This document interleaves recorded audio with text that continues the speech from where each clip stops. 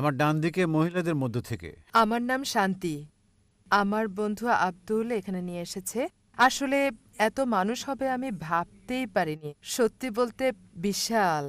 যদিও আমার বন্ধু আব্দুলের সাথে কথা বলে কিছু সন্দেহ দূর করেছি। এখানে এসে বিশেষ করে আপনার লেকচার শুনে আমি অভিভূত। আর আমি অভিভূত ইসলামের সত্যে। কিন্তু এখানে আপনি নাম দিয়েছেন পিস, কিন্তু পৃথিবীতে এত সংঘাত চলছে, যখনই আপনি শান্তির কথা বলেন আপনাকে এটা খুঁজতে হবে। আপনি কি মনে করেন না সারা পৃথিবীতে এটা বলা দরকার, মানে পৃথিবীর সবাইকে? বোন বললেন যে তিনি ইসলাম সম্পর্কে কিছু জানলেন তার বন্ধুর কাছে। তিনি এই লেকচারে এসে দর্শক দেখে মুগ্ধ আর অভিভূত বিষয়গুলো জেনে আমার বক্তব্যে এবং বললেন আমাদের কি উচিত নয় শান্তির কথা বলা পুরো পৃথিবী জুড়ে, সারা পৃথিবীতে বড় পরিসরে।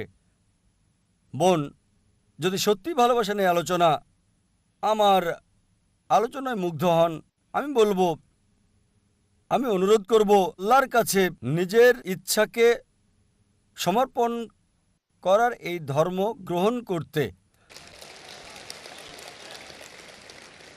যদি ঈশ্বরের কাছে নিজের ইচ্ছাকে সমর্পণ করার এই ধর্ম আপনি গ্রহণ করেন, তবেই সত্যিকারের শান্তি পাবেন। ইসলাম এসেছে মূল শব্দ সালাম থেকে, যার অর্থ শান্তি। এটা আরবি মূল শব্দ সিলম থেকেও এসেছে, যার অর্থ নিজের ইচ্ছাকে ঈশ্বরের কাছে সমর্পণ করা। আর সবচেয়ে ভালো উপায় হচ্ছে নিজের ইচ্ছাকে ঈশ্বরের কাছে সমর্পণ করা। অন্যদের কাছে পরে যাব, প্রথমে আমি আপনার প্রতি আগ্রহী বোন, সরাসরি, কারণ আপনি প্রশ্ন করেছেন। প্রথমে আমি চাইব আপনাকে শান্তিতে আনতে। তাই আমার অনুরোধ, যদি নিজের ইচ্ছাকে সমর্পণ করার বিধান গ্রহণ করেন এবং শান্তির মধ্যে আপনি আসেন। সারা বিশ্বকে বৃহৎ পরিসরে শান্তির কথা বলা, এটা একটা প্রদর্শনী, একটা সম্মেলন। শান্তি ইসলামের লক্ষ্য। আমরা এমন আয়োজন করে থাকি, আর এটা হলো চতুর্থ আয়োজন। এমন আরেকটা বোম্বেতে 2 মাস আগে হয়েছিল, 23শে নভেম্বর থেকে 2রা ডিসেম্বর পর্যন্ত বোম্বেতে। আর এখানে যা দর্শক দেখছেন, শেষ দিনে অনেক অনেক গুণ বেশি ছিল, 2 লাখের মতো। যদি এই দর্শক আপনাকে আকৃষ্ট করে, হয়তো 10,000 বা 15,000, সেটা ছিল 20 গুণ বেশি বোম্বেতে। আমার শেষ দিনের লেকচারে 2 লাখেরও বেশি। বিষয় ছিল শান্তি মানবতার সমাধান, বা ইসলাম কি মানবতার সমাধান। আর আমি আপনার সঙ্গে একমত, এটা খুবই কম। 10,000, 15,000, 2 লাখ ছিল বোম্বেতে, খুবই কম সংখ্যা। এটা আমাদের উচিত এটা পৃথিবীতে প্রচার করা বৃহৎ পরিসরে। এই কারণে 2 বছর আগে আমরা একটা চ্যানেল চালু করেছি আর নাম দিয়েছি পিস টিভি। এই পিস টিভি আলহামদুলিল্লাহ গত 2 বছরে এখন পুরো পৃথিবীতে সম্প্রচার হচ্ছে। এশিয়ার সব দেশে, মধ্যপ্রাচ্যে, আফ্রিকা, অস্ট্রেলিয়া, ইউরোপ, উত্তর আমেরিকা, আলহামদুলিল্লাহ। আর এখন এটা পুরো পৃথিবীর 90% কভার করে, দেখতে পারে যদি তারা দেখতে চায়। 75 মিলিয়নের বেশি দর্শক রয়েছে। এটা সবচেয়ে বেশি দর্শক সমৃদ্ধ ইসলামিক চ্যানেল আলহামদুলিল্লাহ। পার্সেন্ট হিসেবে হয়তো মোট জনসংখ্যার 1%-এর কিছু বেশি হবে। সুতরাং আমি শেষ বিচারের দিনে অন্তত এই কথা বলতে পারবো সর্বশক্তিমান ঈশ্বরের কাছে, যে আমরা কমপক্ষে 1% মানুষের কাছে তোমার বার্তা পৌঁছে দিতে পেরেছি। 75 মিলিয়ন। আল্লাহ সুবহানাহু ওয়া তাআলার কাছে দোয়া করি দর্শক বাড়িয়ে দেওয়ার জন্য। কেউ যদি দেখতে চায়, শুধু একটা ডিশ লাগবে, হয়তো 6,000 রুপি, $200-এরও কম। প্রায় পৃথিবীর যে কোনো প্রান্তে আপনি দেখতে পারবেন। সুতরাং আমরা শান্তির বাণী, ইসলামের এই বাণী প্রচার করছি পুরো পৃথিবীতে। আর আমি চাই বোন আপনি এই শান্তির বাণী গ্রহণ করবেন। জি স্যার, ধন্যবাদ। হ্যাঁ, এখন প্রশ্ন করুন বাম দিক থেকে। আমি নন্দগোপাল, পেশায় সাংবাদিক। আমার প্রশ্ন হল, অধিকাংশ ধর্মে ঈশ্বরের ধারণা আর সাদৃশ্য ইত্যাদি খোঁজার পরেও কেন কোনো শান্তি আসছে না? কেন পারস্পরিক সহনশীলতা আসছে না এসব ধর্মগুলোর মধ্যে? কিভাবে এসব বন্ধ করা যায়? স্বাভাবিকভাবে সহজ মনে হলেও আসলে কিন্তু কঠিন। কিন্তু আপনি একটা দৃষ্টিকোণ থেকে বলতে পারেন কিভাবে এটা থামানো যায় ব্যক্তি পর্যায়ে। ভাই খুব সুন্দর প্রশ্ন করলেন। এত মিল, এত সাদৃশ্য, এত একত্ব থাকা সত্ত্বেও পৃথিবীর বিভিন্ন ধর্মগুলোর মধ্যে কেন এত শত্রুতা? আমার মতে এক কথায় এটার জন্য দায়ী হচ্ছে ধর্মীয় নেতারা। এজন্য আমি বলি, যদি আপনার ধর্মকে জানতে চান, আপনার ধর্মগ্রন্থে আপনি ফিরে যান। কিন্তু দুঃখজনক হলো ধর্মপুত্ররা নিজেদের প্রভাবকে ধরে রাখতে চায়। তারা সাধারণ মানুষকে ধর্মগ্রন্থ থেকে দূরে রাখতে চায়, কারণ জনগণ ধর্মগ্রন্থ পড়ে যদি সরাসরি অনুসরণ করে তাহলে তাদের কাছে কে যাবে? তাই সবচেয়ে ভালো উপায় ধর্মগ্রন্থে ফিরে যান, বোঝার চেষ্টা করেন এবং অনুসরণ করেন। আমরা দেখি, যদিও আমরা জানি সব প্রধান ধর্মই বলে যে ঈশ্বর এক, ঈশ্বরের কোনো প্রতিমূর্তি নেই, মূর্তি পূজা করা যাবে না, তারপরও দেখি অধিকাংশ ধর্মই ইসলাম ছাড়া মূর্তি পূজায় বিশ্বাস করে। কেন? কারণ হলো, আমি একটা উদাহরণ দিচ্ছি। যদি একজন হিন্দু গুরুকে জিজ্ঞেস করেন যে বেদ পরিষ্কার করে স্পষ্ট করে বলছে ঈশ্বরের কোনো প্রতিমূর্তি নেই, সে আমাকে বলবে, হ্যাঁ হ্যাঁ ডাক্তার নায়েক, আমি জানি এটা পরিষ্কার নিষেধ, কিন্তু আসে। ঈশ্বরের প্রতিমূর্তি নাই উঁচু স্তরের লোকজনের জন্য, নিচু স্তরের লোকজনের জন্য মনোনিবেশ করার জন্য মূর্তি প্রয়োজন। আমি বলি, এটা কোথায় আছে? বলবে, না না না, এটা আমাদের মতবাদ, নিজস্ব মতবাদ। ধর্মীয় গুরুরা নিজস্ব মতবাদ নিয়ে আসে আর বলে মনোনিবেশ করার জন্য মূর্তি দরকার। আমি আপনার সাথে একমত। তারা বলে, ডক্টর নায়েক, বেদ মূর্তি পূজার বিরোধী, বেদ সর্বশক্তিমান ঈশ্বরের প্রতিমূর্তির বিরোধী, কিন্তু সেটা উঁচু স্তরের লোকজনের জন্য। আর আমি তাদের বলি, প্রিয় পণ্ডিতজি, প্রিয় স্বামীজি, আমরা মুসলিমরা ইতিমধ্যে উঁচু স্তরে পৌঁছে গেছি, আমাদের মূর্তি দরকার হয় না। সুতরাং এই অবস্থায় আমাদের যা দরকার, অধিকাংশ ধর্মগুরু বা ধর্মপ্রচারক বা পণ্ডিত অধিকাংশ ধর্মের একই কাজ করে, যা আমি আপনাদের পরিষ্কার করে বলেছি। যীশু খ্রিস্ট বা ঈসা আলাইহিস সালাম কখনোই নিজেকে ঈশ্বর দাবি করেননি। তারপরেও দেখবেন যে পাদ্রীরা বিশ্বাস করতে বলছে যে যীশু খ্রিস্ট আপনার পাপের জন্য মৃত্যুবরণ করেছিলেন, আপনি মুক্তি পাবেন। যীশু খ্রিস্ট বা ঈসা আলাইহিস সালাম কোথায় এটা বলেছেন? আমরা যা দেখি। আর এজন্য আমি হিন্দুদের বলি, বেদে ফিরে যান। খ্রিস্টানকে বলি, আপনারা গ্রন্থে ফিরে যান। আমি জানি পার্থক্যও রয়েছে, আমি বলছি না ধর্মগুলোতে কোনো পার্থক্য নেই। আমি বড় একটা লেকচার দিতে পারবো পার্থক্যগুলো নিয়ে ইসলাম, হিন্দু এবং খ্রিস্টান ধর্মের। তবে আমি যা বলি, সকল মানুষকে কমপক্ষে একটা গ্রন্থকে 100 ভাগ ঈশ্বরের বাণী বলে আপনারা বিশ্বাস করে নিন। অধিকাংশ মানুষেরই এটা মানতে কোনো সমস্যা হবে না।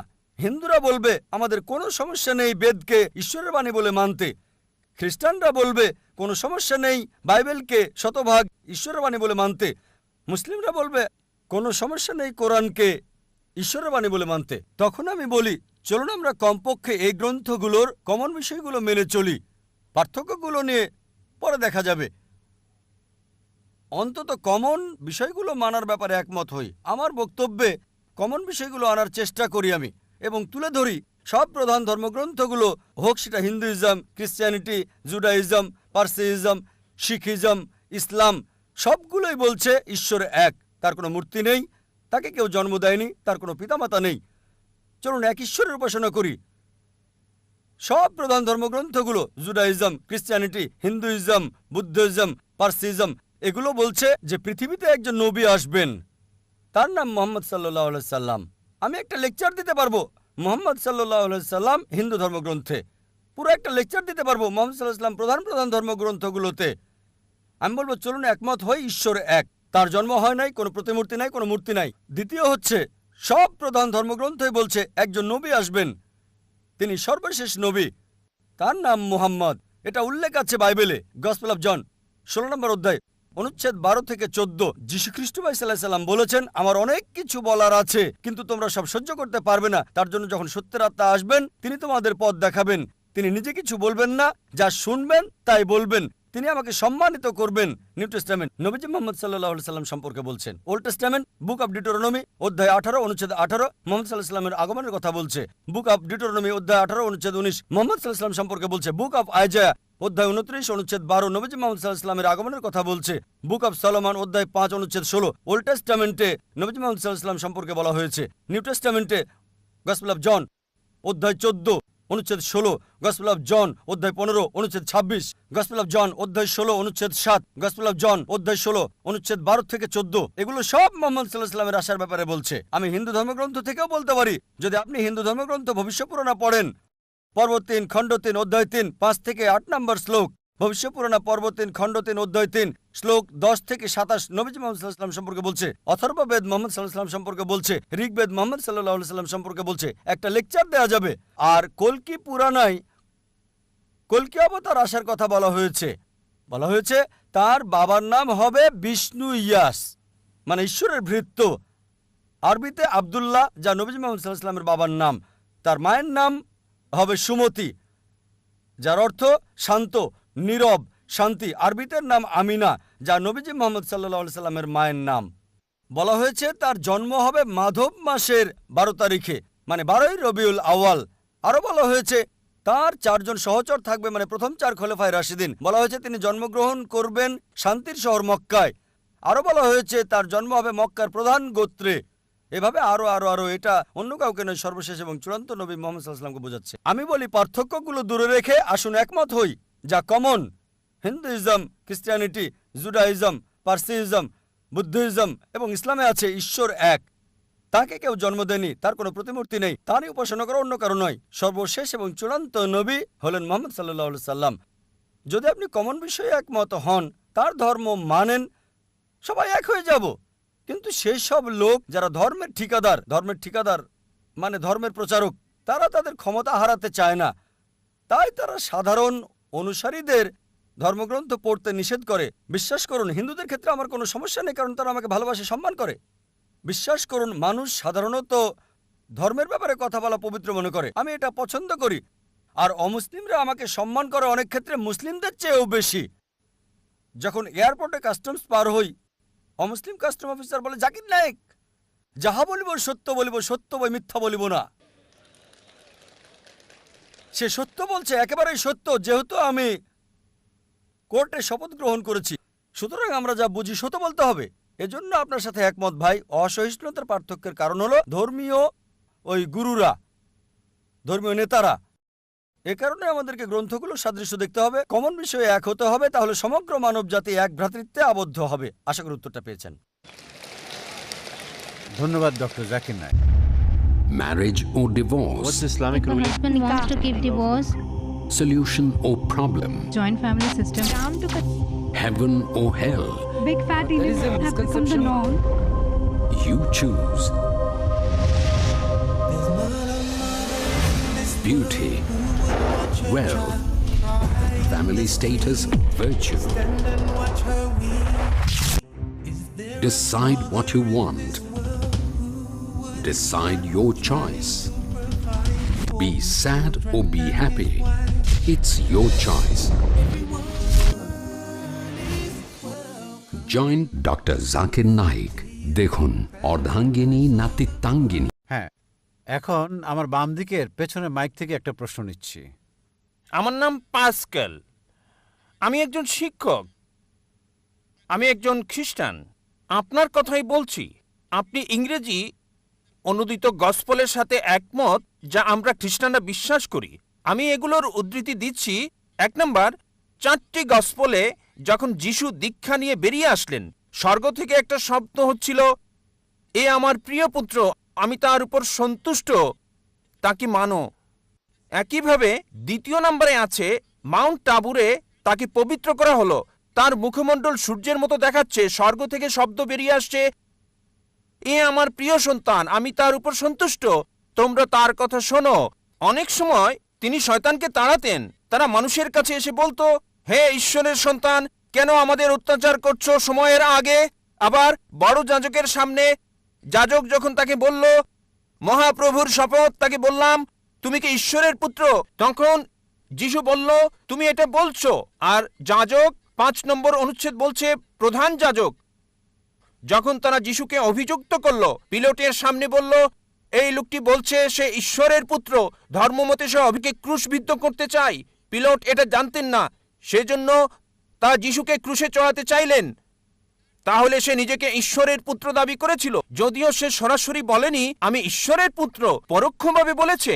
ধরুন আপনি ডাক্তার জাকির নায়েক, আপনি এমবিবিএস ডাক্তার, আর আপনি বললেন হ্যাঁ ভাই আপনি বলেছেন, এর মানে এই নয় আপনি নিজে বলেছেন আমি ডাক্তার জাকির নায়েক এমবিবিএস। একইভাবে যদিও যিশু নিজে বলেননি আমি ঈশ্বরের পুত্র, তিনি সম্মতি দিয়েছেন, সম্ভবত ভদ্রতার খাতিরে তিনি বলেননি আমি ঈশ্বরের পুত্র। আবার আরেকটি উদাহরণ। ভাই আপনার প্রশ্ন ইতিমধ্যে 5টা অনুচ্ছেদের উদ্ধৃতি দিয়েছেন, কোনোটারই রেফারেন্স বলেননি। না না, আমি এটার জন্য প্রস্তুত না, তাই আর বলছি না। আমি রেফারেন্সটা বলে দেবো, কোনো সমস্যা নেই, আমি রেফারেন্সটা বলে দেবো, আপনাকে সাহায্য করবো ভাই, আমি আপনাকে সাহায্য করতে চাই ভাই, কোনো সমস্যা নেই। আপনার প্রশ্নটা কি? আপনি কি এই 5টা অনুচ্ছেদ বলে বোঝাতে যাচ্ছেন যিশু ঈশ্বর দাবি করেছিলেন? হ্যাঁ। ঠিক আছে, আমি উত্তর দিচ্ছি। আমার চ্যালেঞ্জ ছিল একটা মাত্র স্পষ্ট বক্তব্য বের করে দেখান পুরো বাইবেল থেকে, যেখানে যীশু খ্রিস্ট ভাই সাল্লাল্লাহু আলাইহি ওয়াসাল্লাম নিজে বলেছেন আমি ঈশ্বর, অথবা বলেছেন আমার উপাসনা করো, আমি খ্রিস্টান ধর্ম গ্রহণ করতে প্রস্তুত। একটা মাত্র বক্তব্য দেখাতে পারেন নাই স্পষ্টভাবে বলা সম্পূর্ণ বাইবেল থেকে, যেখানে যীশু খ্রিস্ট ভাই সাল্লাল্লাহু আলাইহি ওয়াসাল্লাম নিজে বলেছেন আমি ঈশ্বর অথবা আমার উপাসনা করো। এখানেই বাইবেল আছে, আর এটা কিং জেমস ভার্সন। যেহেতু আপনি একজন শিক্ষক, আপনি প্যাস্টরও হতে পারেন। আপনি কি প্যাস্টর? না না না, আমি আপনি একজন শিক্ষক। শিক্ষক, আমি খ্রিস্টান ধর্মের একজন প্রকৃত আচ্ছা, বিশ্বাসী। ঠিক আছে। রেড লেটার নামে এক ধরনের বাইবেল আছে যেখানে যিশুর কথাগুলো লাল করা আছে। আপনি 5টি বিষয় উল্লেখ করেছেন, আর এগুলোকে 2 ভাগে ভাগ করা যায়। প্রথমে আপনি এলোমেলো উদ্ধৃতি দিলেন আর সঠিকভাবে উদ্ধৃতি দিলেন না। যা বলতে চেয়েছেন সেটা আছে গসপেল অফ জন 3 নম্বর অধ্যায় অনুচ্ছেদ 16, বলা আছে ঈশ্বর পৃথিবীকে এত ভালোবাসলেন একমাত্র ঔরসজাত সন্তানকে দিয়ে দিলেন, তোমাদের কেউ যদি তাকে বিশ্বাস করে তার মৃত্যু হবে না, চিরস্থায়ী জীবন পাবে। এটা 4 গসপেলেই নাই, এটা আছে গসপেল অফ জন 3 নম্বর অধ্যায় অনুচ্ছেদ 16। এগুলো লিখে রাখেন, পরে চেক করে দেখবেন। গসপেল অফ জন 3 নম্বর অধ্যায় অনুচ্ছেদ 16, ঈশ্বর পৃথিবীকে এত ভালোবাসলেন যে নিজের সন্তানকে উৎসর্গ করলেন, যে কেউ তার উপর বিশ্বাস করবে সে মরবে না, চিরস্থায়ী জীবন পাবে। আবার আপনি উদ্ধৃতি দিলেন 5ম বার শেষ দিকে যে যীশুখ্রিস্ট বলেছেন তিনি ছিলেন ঈশ্বরের সন্তান। আপনি বলেছেন, আপনি কি জানেন বাইবেলে ঈশ্বরের পুত্র এ কথাটা অসংখ্যবার বলা আছে। যদি আপনি বাইবেল পড়েন, আদম ছিলেন ঈশ্বরের পুত্র, আল্লাহ তাকে শান্তিতে রাখুন। ইব্রাহিম ছিলেন ঈশ্বরের পুত্র, ইসরাইল ছিলেন ঈশ্বরের পুত্র। আপনি যদি রোমান্স পড়েন 8 নম্বর অধ্যায়ে বলা আছে তারা সকলেই যারা ঈশ্বরের আত্মার দ্বারা পরিচালিত তারা সকলে ঈশ্বরের পুত্র। আপনি যদি ঈশ্বরের দূত হন আপনি ঈশ্বরের পুত্র, যদি আমি ঈশ্বরের দূত হই আমি ঈশ্বরের সন্তান বাইবেল অনুসারে। কিন্তু তারা বলে না না না না না, যীশু খ্রিস্ট স্বাভাবিক সন্তান না, তিনি ঔরসজাত সন্তান। এবার আপনার শেষ প্রশ্ন ঈশ্বরের পুত্রের ব্যাপারে। বাইবেলে অসংখ্য ঈশ্বরের পুত্রের উল্লেখ আছে। আদম ঈশ্বরের পুত্র, ইব্রাহিম ঈশ্বরের পুত্র, ইসরায়েল ঈশ্বরের পুত্র।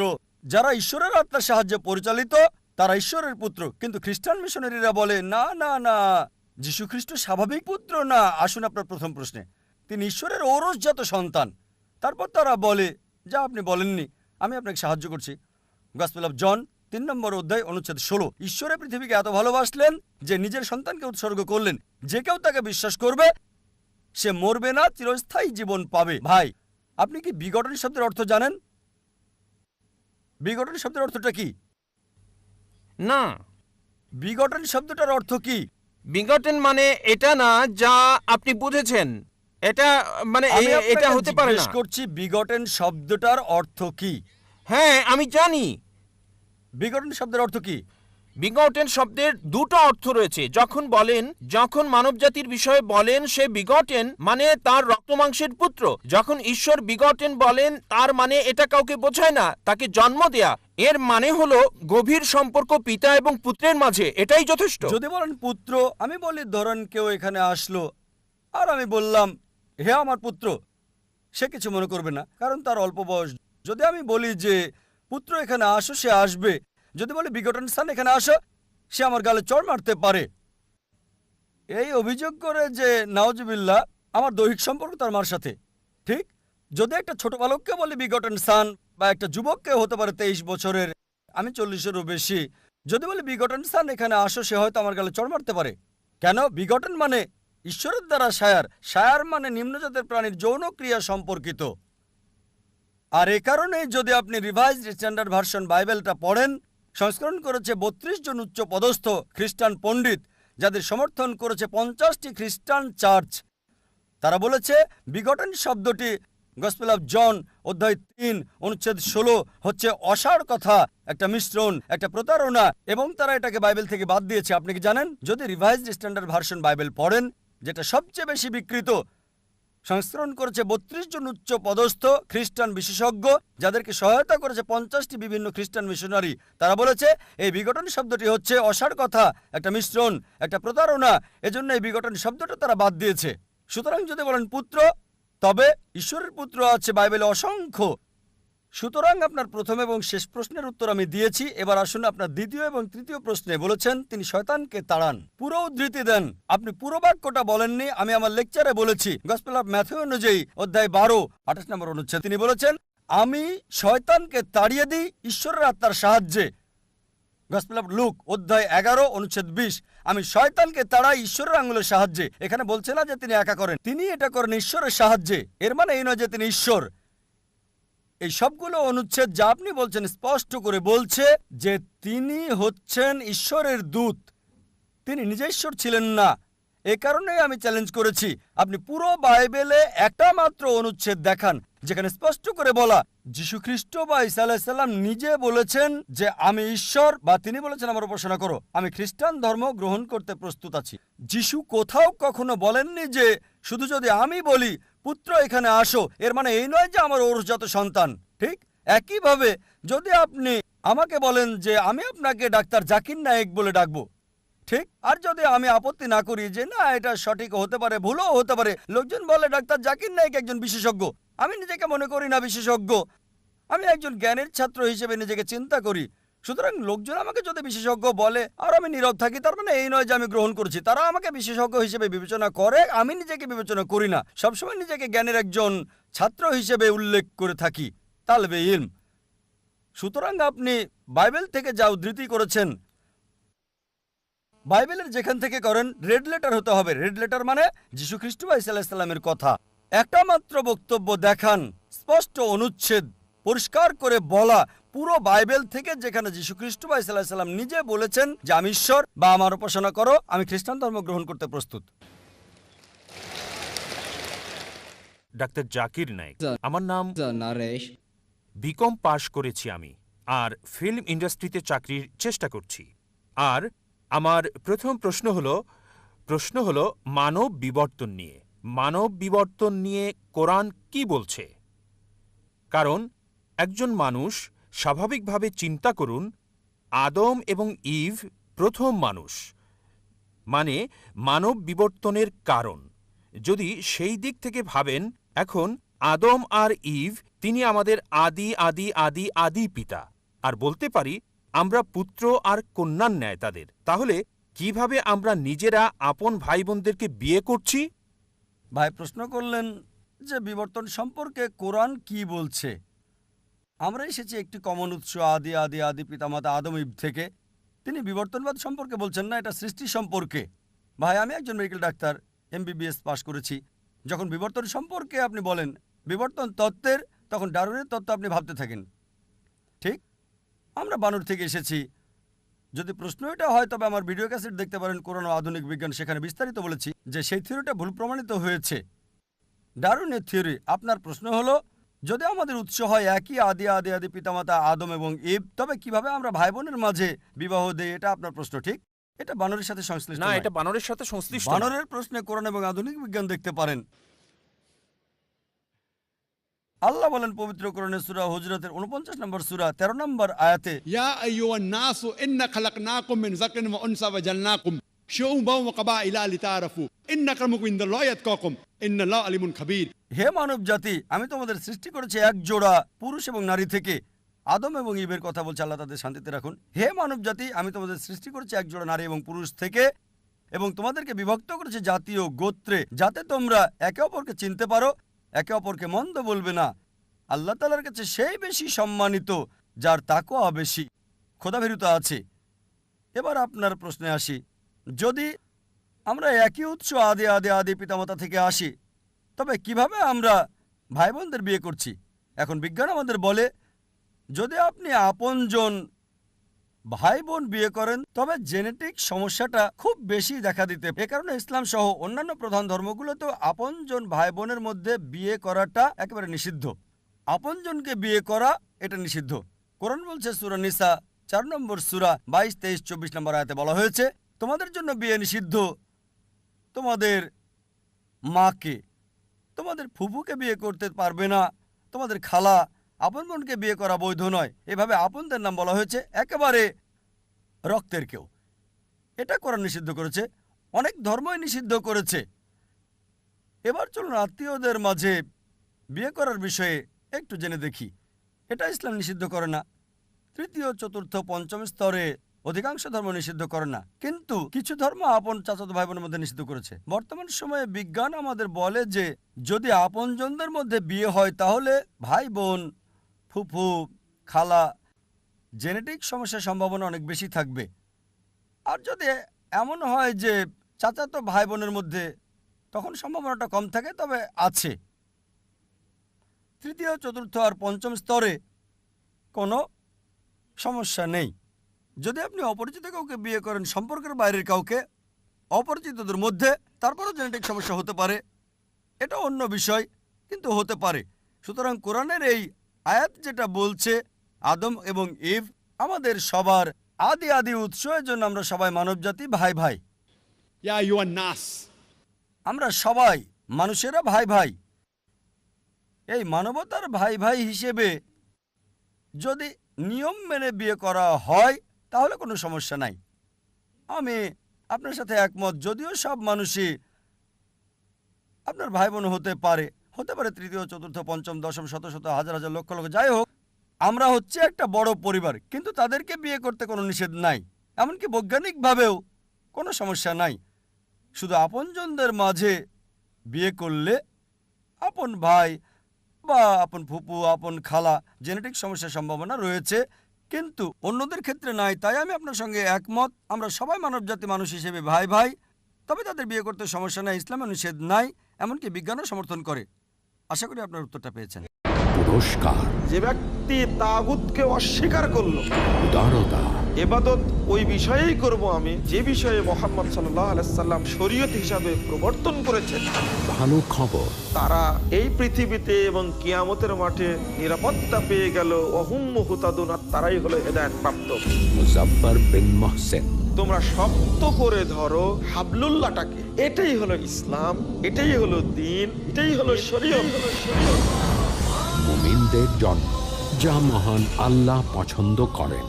দেখুন শরিয়াতের মর্যাদা। এখন একটা প্রশ্ন নিতে পারি আমার বাম দিকের ভাই থেকে? আমি মিস্টার রবীন্দ্রন, একজন সমাজকর্মী। আমি পিস অর্গানাইজেশনকে ধন্যবাদ জানাই এবং বন্ধু এরিয়ার ইঙ্গারকে।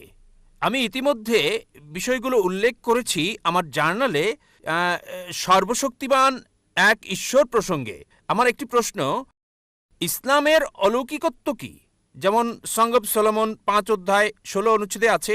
আমি জানতে চাই, অনেক ধর্মই অলৌকিক অলৌকিক বলে থাকে, তাই আমি ইসলামের অলৌকিকত্ব জানতে চাই। ভাই প্রশ্ন করলেন যে ইসলামের অলৌকিকত্ব কি, আর উদ্ধৃতি দিলেন সং অব সলোমন 5 অধ্যায় 16 অনুচ্ছেদ। সং অব সলোমন হলো বাইবেলের অংশ। সং অব সলোমন বাইবেলের ওল্ড টেস্টামেন্টে আছে, হিব্রুতে আছে। হিকম মিতাকিম বিকুল্লি মুহাম্মাদিম জাইদুদি জাইরাই বাইনা জেরুসালাম।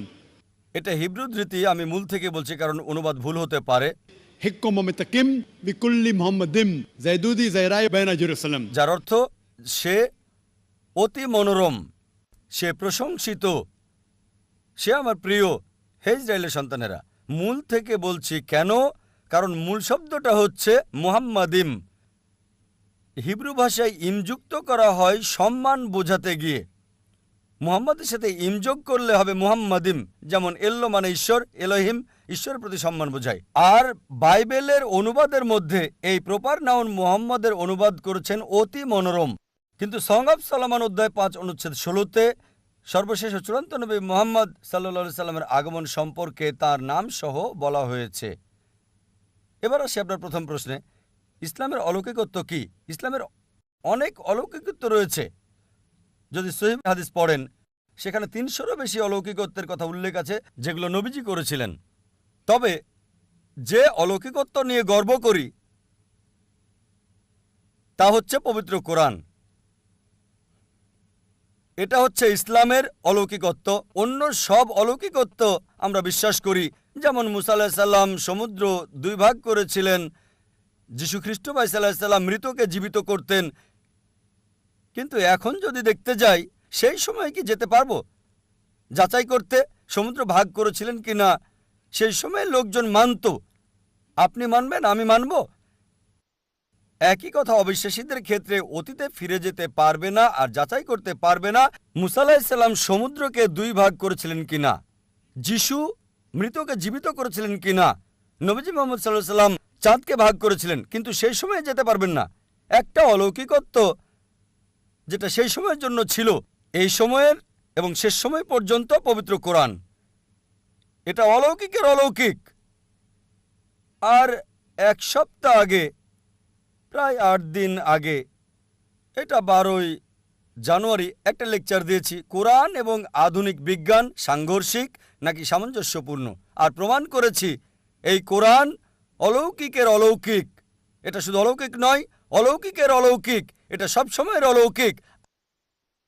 আগের সময়টা ছিল অলৌকিকত্বের, সেই সময় প্রমাণ করেছে। তারপর সাহিত্য এবং কবিতার যুগ আসলো। কোরআন হলো সবচেয়ে উত্তম সাহিত্য এই পৃথিবীর বুকে, মুসলিম এবং অমুসলিম আরবি বিশেষজ্ঞদের মতে। এখন যদি কোনো ধর্মগ্রন্থ কাব্যিক ভাষায় বলে পৃথিবী সমতল, বিশ্বাস করবেন? উত্তর হচ্ছে না, কারণ এখন সময়টা সাহিত্য আর কবিতার নয়, এখন বিজ্ঞান আর প্রযুক্তির যুগ। তাই 8 দিন আগে আমি প্রমাণ করেছি কোরআন 1400 বছর আগে যা বলেছে, বিজ্ঞান সেটা এখন আবিষ্কার করেছে। 20 বছর আগে, 50 বছর আগে, 100 বছর আগে, 200 বছর আগে। কে কোরআনে এসব কথা বলেছে? সর্বশক্তিমান ঈশ্বর ছাড়া কেউ না। সবচেয়ে ভালো অলৌকিক, চূড়ান্ত অলৌকিক, অলৌকিকের অলৌকিক হচ্ছে পবিত্র কোরআন। পেছনের মাইক থেকে একজন অমুসলিম ভাই। শুভ সন্ধ্যা স্যার, আমার নাম MS শ্রীধরন। আমি একজন ব্যাংক অফিসার। আমার উপার্জনটা ব্যাংক থেকে, মানে ব্যাংকের আসল আয় বা সুদ থেকে। আমার কিছু মুসলিম বন্ধু আছে যারা খুবই নিয়ন্ত্রিত। এমনকি আমার বাসায় খাবার বা চা খাওয়া তারা মনে করে যে এটা ব্যাংকের আসল উপার্জন, অর্থাৎ সুদের থেকে আসে। দয়া করে বলুন যে এই যে সুদ এবং কোরআন যা বলছে তা যদি একই হয়, তবে আধুনিক ব্যাংকগুলো যে চালু আছে এবং লেনদেন করে চলেছে। আসলে প্রশ্নটা ভালোভাবে আমি বলতে পারছি না, আমি দুঃখিত। আমি ব্যক্তিগতভাবে পেশাগত অনেক সমস্যায় আছি, মানে লেনদেন বা আমার মুসলিম বন্ধুদের সাথে টাকা পয়সা লেনদেন করা, এসব বিষয় নিয়ে। কারণ তারা বলে এটা সুদের সাথে সংশ্লিষ্ট। দয়া করে বিস্তারিত বলবেন। ভাই একজন অমুসলিম ব্যাংকে চাকরি করেন আর প্রশ্ন করলেন যে মুসলিমরা কেন এত কঠোর, তার বাসায় আসে না, কারণ তার উপার্জনটা হচ্ছে সুদের। আর ইসলাম সুদের ব্যাপারে কি বলে? এক্ষেত্রে তিনি টাকা পয়সা লেনদেন করতে গিয়ে খুব সমস্যায় আছেন। ভাই, আরবি শব্দ হলো রিবা। রিবা মানে সুদ এবং অতিরিক্ত আদায়। কিছু লোক মনে করে যে রিবা দিয়ে সুদ বোঝায় না, আসলে সুদ এবং অতিরিক্ত চার্জ দুটোই বোঝায়। সুদ মানে ডিকশনারি অনুযায়ী টাকা উপার্জন, টাকা ধার দেওয়ার মাধ্যমে। চক্রবৃদ্ধি মানে হলো অতিরিক্ত ধার্য করা সুদ, এবং চক্রবৃদ্ধি সুদ উভয়ই নিষিদ্ধ। কোরআনে এই রিবা শব্দটি কমপক্ষে 8 বার উল্লেখ আছে। সূরা আল ইমরান 3 নম্বর অধ্যায় 130 নম্বর আয়াত, সূরা নিসা 4 নম্বর অধ্যায় 161 নম্বর আয়াত, সূরা বাকারা 2 নম্বর অধ্যায় 275 নম্বর আয়াত 3 বার, সূরা বাকারা 2 নম্বর অধ্যায় 276 নম্বর আয়াত, সূরা বাকারা 2 নম্বর অধ্যায় 278 ও 279 নম্বর আয়াত। আমি শুধু শেষ আয়াতটা বলছি, সূরা বাকারা 2 নম্বর অধ্যায় 278 ও 279 নম্বর আয়াত, যে যদি তোমরা চক্রবৃদ্ধি সুদ এবং সুদ পরিত্যাগ না করো তবে যুদ্ধের ঘোষণা করো আল্লাহ এবং রাসূলের প্রতি। সুতরাং যে সুদ দিল বা সুদ নিল সে যুদ্ধের ঘোষণা করছে সর্বশক্তিমান ঈশ্বর আল্লাহ এবং নবীজি মুহাম্মদ সাল্লাল্লাহু আলাইহি ওয়াসাল্লামের সাথে। এটা হচ্ছে ইসলাম ধর্মে বড় গুনাহগুলোর মধ্যে একটি, জঘন্য অপরাধের একটি। একটি হাদিসে আছে সুদের সর্বনিম্ন গুনাহ হচ্ছে জিনা করার সমান, মায়ের সাথে ব্যভিচারের সমান। এখন এর পেছনে যুক্তি কি? আমার ভিডিও ক্যাসেট দেখতে পারেন, সুদমুক্ত অর্থনীতি, কোরআন অনুযায়ী বিস্তারিত সেখানে বলা হয়েছে। যুক্তি দিয়ে যদি আপনাকে প্রমাণ দিতে হয় ইসলামে সুদ কেন হারাম, কয়েক ঘন্টা সময়ের দরকার হবে। এখন সম্ভব নয়, কিন্তু সংক্ষেপে বলতে গেলে কেন সুদ নিষিদ্ধ, কারণ এটা ধনীকে আরও ধনী করে এবং গরিবকে আরও গরিব করে। এছাড়াও অনেক ক্ষতিকারক দিক রয়েছে, যেমন আপনি জানেন ৮০ দশকে অধিকাংশ ব্যাংক জুয়ার কেন্দ্র প্রতিষ্ঠা করেছিল, মদের বার ইত্যাদি প্রতিষ্ঠা করেছিল। আর ইসলামে আমরা মুনাফা এবং ক্ষতি বন্টনে বিশ্বাস করি। এখন দেখুন, আপনি একজন ব্যাংকার, সবচেয়ে বেশি লোন পায় সবচেয়ে ভালো কোম্পানি। সুদ চালু করেছে, এই ব্যাংকিং ব্যবস্থা চালু করেছে রাজা পঞ্চম জর্জ। রাজা পঞ্চম জর্জ আসল দায়ী হচ্ছে সে। অতীতে এমনটা ছিল না, কিন্তু বর্তমানে ধনীরা আরও ধনী হচ্ছে। একজন দরিদ্র লোক লোন তুলতে গেলে তার জন্য খুবই কঠিন। দেখা হয় তার কি কি সম্পদ আছে, তার উপার্জন কত। এজন্য একজন দরিদ্রের পক্ষে লোন পাওয়া খুবই কঠিন। আর যদি আপনি বড় বড় কোম্পানিগুলো দেখেন, সবচেয়ে বড় কোম্পানি তারা শর্তমুক্ত কোম্পানি। এজন্য এখন আমরা দেখছি স্টক তালিকা হচ্ছে। জানেন অনিল আম্বানি, তিনি রিলায়েন্স পাওয়ার চালু করেছেন। কতগুলো? ১.১ লাখ কোটি। যা প্রত্যাশা করেছিল তার চেয়ে শতগুণ বেশি পেয়েছে। কোনো ব্যাংকই তাকে এত টাকা দিতে পারবে না। তিনি কি করেছিলেন? তিনি চালু করেছেন স্টক। স্টকটা কি? এটি ইসলামিক পদ্ধতি, লাভ লোকসান বন্টন, ঠিক? আর সুদ এটা হারাম, কারণ অনেক নেতিবাচক দিক আছে। ইসলামে মুনাফা এবং লোকসান সমবন্টনে বিশ্বাস করি। আপনি শেয়ার কিনেছেন, কোনো কোম্পানির শেয়ার কিনলেন, যদি লাভ হয় আপনি লাভ পাবেন, যদি লোকসান হয় আপনাকে বহন করতে হবে। নির্দিষ্ট করা নাই 8%, 9%। অনেকে এইভাবে অনেক টাকা পায়। আর তারা যেটা করে তা হলো শেয়ার ছাড়ে। যদি আপনি শেয়ার কেনেন হালাল কোনো কোম্পানির, যেটা মদের কোম্পানি নয়, ব্যাংক নয়, বা কোনো হারাম কর্মকাণ্ডের নয়, তবে সেটা বৈধ। সুতরাং আমরা ইসলামে লাভ লোকসান বন্টনে বিশ্বাস করি। অনিল আম্বানি চালু করেছেন, প্রত্যাশার চেয়ে শতগুণ বেশি পেয়েছেন, ঠিক? ১.১ লাখ কোটি একই সময়ে পেয়েছে, প্রত্যাশার চেয়ে 10 গুণ বেশি। কেন? লোকজন ভাবছে যদি অনিল আম্বানির সাথে বিনিয়োগ করি নির্দিষ্ট পরিমাণে 8, 9 বা 10% পাবো না, হয়তো পাবো 20, 30 বা 50%। আপনি জানেন, যেহেতু আপনি ব্যাংকার, যৌথ ফান্ডে জিএম বেসিক 1 নম্বর 116% এক বছরে। এ কারণে ইসলামে আমরা লাভ লোকসান বন্টনে বিশ্বাস করি। আর এজন্যই রিবা, নির্দিষ্ট সুদ, নির্দিষ্ট টাকা ধার দেওয়ার মাধ্যমে নির্ধারিত পরিমাণ উপার্জন হারাম। বিস্তারিত জানতে আমার ভিডিও ক্যাসেট দেখতে পারেন। কোরআনের বর্ণনায় সুদমুক্ত অর্থনীতি। এ কারণে যদি আপনি আপনার ব্যাংকে প্রচলিত ব্যবস্থা থেকে ইসলামিক ব্যবস্থায় রূপান্তর করেন, ইনশাল্লাহ আপনি মুসলিম কাস্টমার পাবেন, ইনশাল্লাহ। আর এখন ভারত সরকার, আরবিআই, অর্থমন্ত্রী পুরোপুরি ইসলামিক ব্যাংকের জন্য অনুমোদন দিচ্ছেন না, কিন্তু লোকজন তার কাছে যাচ্ছে। আমি নিজে মিস্টার চিদাম্বরমের সঙ্গে কথা বলেছি যখন তিনি সৌদি আরবে ছিলেন। আর খুবই সম্ভাবনা আছে, মনমোহন সিং আমাদের প্রধানমন্ত্রী, তিনি আগে অর্থমন্ত্রী ছিলেন, অর্থনীতি ভালো বোঝেন। খুবই সম্ভাবনা রয়েছে ইনশাল্লাহ, ইনশাল্লাহ তিনি প্রধানমন্ত্রীর সঙ্গে বিষয়টা পর্যালোচনা করেছেন, মনমোহন সিং এবং অর্থমন্ত্রী মিস্টার চিদাম্বরম। খুবই সম্ভাবনা আছে যে অতি শীঘ্রই আমরা একটা ইসলামিক ব্যবস্থা পাব। আর আপনি কোনো ইসলামিক ব্যাংক দেখে তাতে যুক্ত হন। এ কারণে আপনি দেখবেন সিটি ব্যাংক ইসলামিক ব্যাংকিং চালু করেছে, HSBC ইসলামিক ব্যাংকিং চালু করেছে, অধিকাংশ আন্তর্জাতিক ব্যাংকেই ইসলামিক ব্যাংকিং চালু করেছে। কেন? কারণ তারা দেখেছে তারা অধিক মুনাফা পাবে এবং গ্রাহকদেরও বেশি মুনাফা দিতে পারবে। এটা ইসলামিক। সুতরাং যদি আমরা শরিয়া মানি, পবিত্র কোরআন এবং সহিহ হাদিস মানি, আপনি উপার্জন করতে পারবেন, অন্যকেও সুযোগ করে দিতে পারবেন। আশা করি উত্তরটা পেয়েছেন। একটি পরিকল্পিত আলোচনা, জন্ম নিয়ন্ত্রণ চিন্তাধারা কতটা ইসলামের সাথে সংগতিশীল, মানবতার কল্যাণের জন্য। তারা নিজ দেশে বলছে সন্তান বাড়াও, অপরদিকে মুসলিম দেশগুলিতে জনসংখ্যা কমানো যায় এর পুরস্কার ঘোষণা করছে। উন্নতি সাধনের জন্য কোরআন হাদিসের জ্ঞান মানুষের যখন থাকে না, তখনই মানুষ এই পদক্ষেপ নেয়। এটার অনেকগুলো দিক রয়েছে। ডক্টর আব্দুল্লাহ জাহাঙ্গীর, আব্দুর রাজ্জাক বিন ইউসুফ, শেখ শাহিদুল্লাহ খান মাদানী, মুফতি কাজী মোহাম্মদ ইব্রাহিম, জাহাঙ্গীর আলম। সর্বশেষ চূড়ান্ত ধর্ম ইসলাম। রিজিক দাতা মাতাও নন, পিতাও নন। মুসলমানের একটা আস্থা, বিশ্বাস। গোটা বিশ্বের তিনি রব। আল্লাহ তাআলা মানব জাতিকে সৃষ্টি করেছেন, এর মূল ইউনিট হলো পরিবার। বোঝেন জীবনের বার্তা, জ্ঞানগর্ভ আলোচনার মঞ্চ। প্রশ্ন নেব, যদি এখানে কোনো অমুসলিম বোন না থাকে, ওদিকে অমুসলিম ভাই অপেক্ষা করছে। হ্যাঁ, একটা প্রশ্ন অমুসলিমদের পক্ষ থেকে। এক সময় সে আমার প্রতিবেশী ছিল, সে সব সময় জিজ্ঞেস করত। বলুন বোন। আসসালামু আলাইকুম, আমার নাম হুসনা, আমি গৃহিণী। আমার প্রশ্ন হলো, মানে আমার প্রতিবেশীর প্রশ্ন, প্রত্যেক মুসলিমই কোরআন অনুসরণ করে সারা পৃথিবীতে, তাহলে কেন এতগুলো দল? আমার প্রতিবেশী সবসময় জিজ্ঞেস করত, আরও বলতো, কেন তোমরা বলো এক আল্লাহ? কারণ অনেক দলই আছে যারা বলছে নামাজ আদায় করার সময় মাথা ঢাকার দরকার নাই, আর যেমন প্রথম আঙ্গুল নাড়ানো ইত্যাদি ইত্যাদি।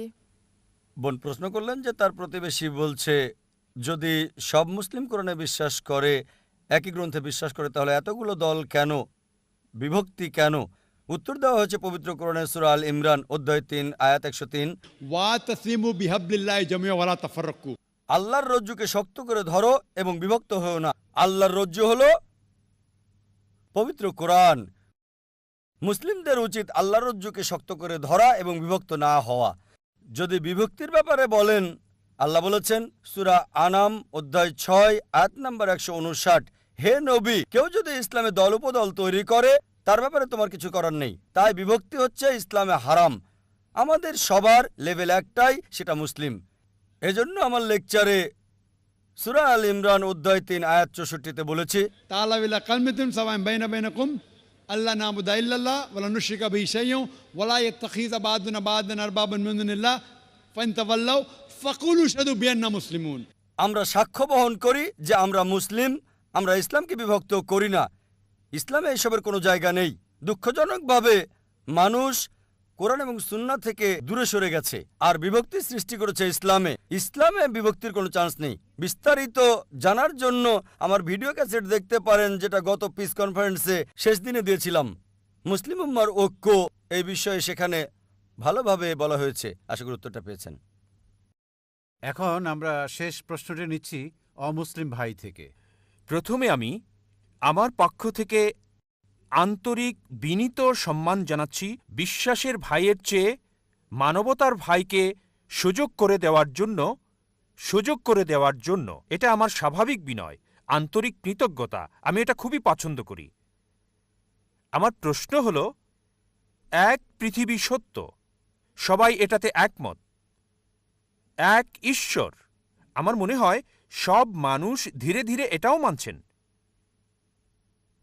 সুতরাং বহু ঈশ্বর যখন ছিল, অনেক ধর্ম সেখানে ছিল। আমার মনে হয় ঈশ্বর চান যে আগের মতো, যেমন অতীতে এক ঈশ্বর ছিল, এক পৃথিবী ছিল আর এক ধর্ম, একজনের কাছ থেকে এসেছি, তবুও অনেক ঈশ্বর, অনেক ধর্ম। ঈশ্বর সেটাই চাচ্ছেন আমাদেরকে সেখানে ফিরিয়ে নিতে, যেখানে এক ঈশ্বর, এক পৃথিবী, এক ধর্ম। আপনি কি মনে করেন এটা ঈশ্বর দ্বারা প্রতিষ্ঠিত হবে নাকি মানুষ দ্বারা? আমার দ্বিতীয় প্রশ্ন হল, আমিষ এবং নিরামিষ ভোজী কোনটা উত্তম? ভাই দুটো প্রশ্ন করলেন। প্রথমটা হলো, আগে এক ঈশ্বর, এক ধর্ম, এক পৃথিবী ছিল, এখন এক পৃথিবী, বহু ঈশ্বর, অনেক ধর্ম। কিভাবে এক ঈশ্বর, এক পৃথিবী, এক ধর্মে আমরা ফিরে যেতে পারি? এটা আরও এমন পিস এক্সিবিশন, এমন আরও কাজ, এমন আরও আলোচনার মাধ্যমে এটা হতে পারে। প্রধান ধর্মগুলোতে ঈশ্বরের ধারণা। আর আমাদের শুধু এরকম আলোচনা করলেই হবে না, আলোচনার পর মানুষকে এটা বাস্তবায়ন করতে হবে।